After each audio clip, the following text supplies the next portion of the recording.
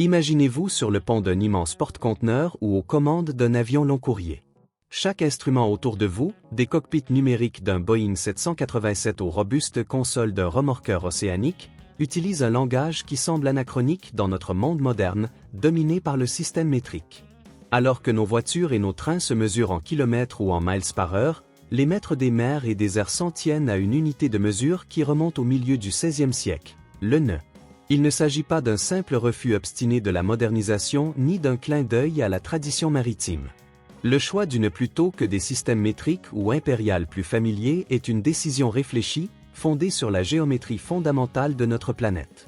C'est un système où distance, vitesse et courbure même de la Terre sont intégrés dans un calcul unique et précis.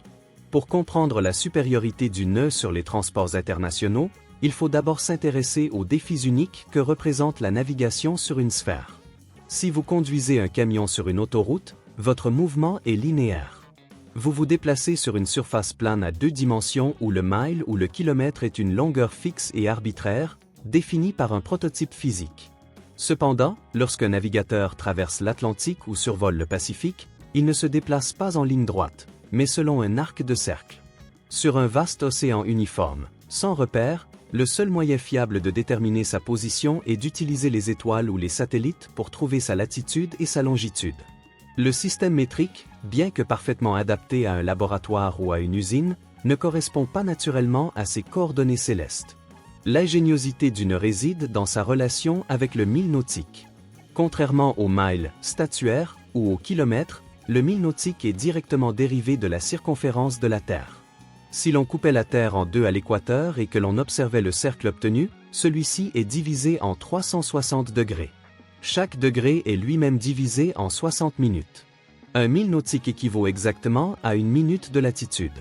Cela signifie que pour un pilote ou un marin, la distance n'est pas seulement une mesure de l'espace, c'est aussi une mesure de la courbure de la Terre. Si un navire parcourt 60 milles nautiques plein nord, le navigateur sait avec une certitude absolue qu'il s'est rapproché exactement d'un degré de latitude du pôle. Ce rapport 1h1 entre la distance et le système de coordonnées de la planète transforme chaque carte en un outil de précision, éliminant ainsi le besoin de conversion complexe qui serait nécessaire si l'on utilisait les kilomètres. Le terme « 1 » lui-même révèle l'ingéniosité pratique des débuts de l'ingénierie des transports. Avant l'avènement du GPS ou même des loques mécaniques fiables, les marins avaient besoin d'un moyen de mesurer leur vitesse sur l'eau pour estimer leur position, un procédé connu sous le nom de navigation à l'estime. Ils utilisaient un instrument appelé loque à copeaux, constitué d'une planche de bois en forme de part de tarte, lestée à sa base pour flotter verticalement et rester immobile dans l'eau. Cette planche était attachée à une longue corde nouée à intervalles réguliers. Lorsque le navire avançait, la planche restait en place, déroulant la corde d'un tambour. Un marin retournait un sablier et comptait le nombre de nœuds qui s'écoulaient entre ses mains avant que le sable ne soit épuisé. Cette simplicité mécanique a permis de résoudre un problème majeur. Comment calculer la vitesse du navire par rapport au milieu dans lequel il se déplace? Si les calculs sont devenus plus complexes, le principe fondamental demeure essentiel pour l'aviation moderne. Un avion volant à 500 km/h face à un vent de 100 km/h se déplace en réalité à 400 km/h par rapport au sol.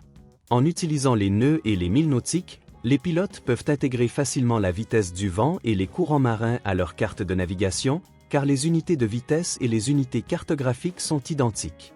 Cette synergie évite les difficultés de calcul qui surviennent lorsqu'on tente de superposer une grille de kilomètres à un système de coordonnées sphériques. Au-delà de la navigation, le nœud sert de norme universelle, garantissant la sécurité dans le contexte critique du transport international. Au début de l'aviation, les différents pays utilisaient des unités différentes. Les pilotes américains utilisaient souvent les miles par heure, tandis que leurs homologues européens privilégiaient les kilomètres. Ce manque de normalisation était une source de catastrophe dans un secteur où l'altitude, la vitesse et la consommation de carburant doivent être calculées avec une précision absolue.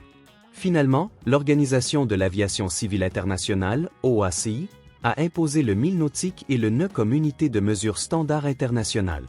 Ainsi, un contrôleur aérien à Tokyo et un pilote brésilien utilisent le même langage numérique, quel que soit le système de mesure en vigueur dans leurs pays respectifs.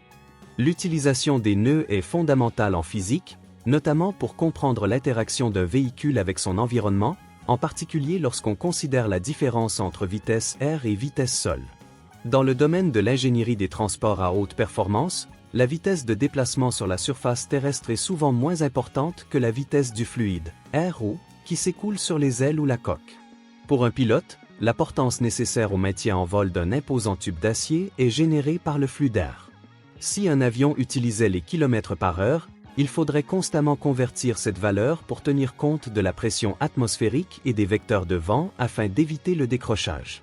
L'utilisation des nœuds, normalisés par rapport aux milles nautiques, garantit la cohérence des calculs de portance, de traînée et de consommation de carburant avec les cartes utilisées pour suivre les trajets autour du globe. Ceci nous amène à la comparaison ultime. Quel système est réellement le meilleur? Sur Terre, le kilomètre est roi. C'est un système décimal, facile à diviser et à multiplier, indispensable pour le transport routier et la construction. Cependant, dès que l'on quitte les côtes ou que l'on décolle, le kilomètre devient un handicap. Pour utiliser les kilomètres en navigation longue distance, il faut constamment appliquer un facteur de conversion de 1,852 afin de convertir la distance linéaire en coordonnées angulaires terrestres. Dans une situation critique, comme une panne moteur ou une erreur de navigation en pleine tempête, ces calculs mentaux supplémentaires peuvent engendrer des erreurs catastrophiques. Le nœud est l'unité native de notre planète. C'est la seule mesure qui exprime la géométrie terrestre. En ingénierie maritime, l'utilisation des nœuds permet également une compréhension plus nuancée de la vitesse de coque. Chaque navire possède une vitesse maximale théorique basée sur sa longueur à la flottaison. Lorsqu'un navire se déplace, il crée une vague d'étrave. Si le navire tente d'aller plus vite que la vague qu'il crée, il doit en quelque sorte remonter sa propre vague, ce qui exige une augmentation exponentielle de la puissance nécessaire. Les architectes navals utilisent les nœuds pour calculer ces limites hydrodynamiques, car les données obtenues correspondent parfaitement aux cartes maritimes internationales utilisées par tous les navires. Qu'il s'agisse d'un immense porte-conteneur de classe triple de 400 mètres ou d'un patrouilleur agile des gardes-côtes, le nœud offre un repère universel d'efficacité et de performance que les kilomètres ne peuvent égaler. Le passage de l'ère des navires en bois et des cordages à l'ère des avions hypersoniques et des réseaux de satellites n'a fait que renforcer l'importance de cette unité. Même avec l'avènement du GPS, capable de calculer la position au centimètre près, le logiciel sous-jacent effectue toujours des calculs basés sur le mille nautique. En effet, les satellites en orbite autour de notre planète obéissent aux mêmes lois sphériques de la physique que celles observées par les explorateurs du XVIe siècle. Lorsqu'un récepteur GPS indique la vitesse à un capitaine, il calcule la variation de position angulaire au fil du temps. Afficher cette variation en kilomètres par heure reviendrait à superposer une conversion artificielle à la réalité du mouvement. En fin de compte, si nous n'avons pas remplacé les nœuds par un système métrique plus moderne, c'est parce qu'ils constituent déjà l'outil technologiquement le plus avancé. Unité de mesure qui fait le lien entre l'échelle humaine et l'échelle planétaire, le nœud nous rappelle que malgré nos incroyables progrès en ingénierie des transports, nous naviguons toujours sur une sphère. Pour les pilotes dans le cockpit et les capitaines sur la passerelle, le nœud n'est pas qu'une simple tradition. C'est une certitude mathématique qui leur permet de connaître précisément leur position, leur vitesse, surtout, de rentrer sains et saufs. Si cette exploration approfondie de l'ingénierie et de l'histoire de la navigation vous a passionné, n'hésitez pas à aimer la vidéo et à vous abonner à la chaîne. Chaque semaine, nous vous emmenons dans les coulisses des machines et des systèmes de transport les plus complexes au monde. Activez les notifications pour ne manquer aucune vidéo. Merci de votre attention.